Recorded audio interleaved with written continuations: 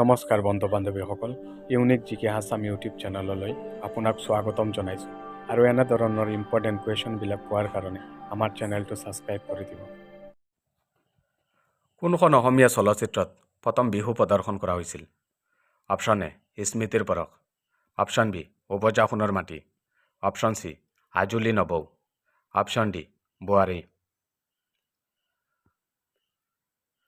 আৰু ইয়াৰ শুদ্ধ আনচাৰটো হ'ল অপশ্যন এ স্মৃতিৰ পৰশ। নেক্সট কুৱেশ্যন, আকবৰে কাক কবিৰাজ উপাধিৰে সন্মানিত কৰিছিল? Option A Tulsi Das, option B Surdas, option C Durgavati, option D Birbal. আৰু ইয়াৰ শুদ্ধ আনচাৰটো হ'ল option D Birbal. Next question, আধুনিক ভাৰতৰ পিতৃ বুলি কাক কোৱা হয়?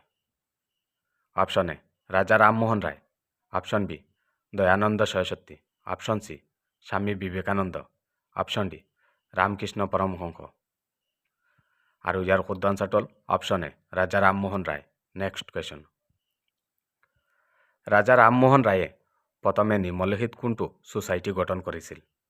অপশ্যন এ ব্ৰহ্ম সমাজ, অপশ্যন বি আত্মীয় সভা, অপশ্যন চি ব্ৰহ্ম সভা, অপশ্যন ডি তত্ত্ববেদিনী সভা।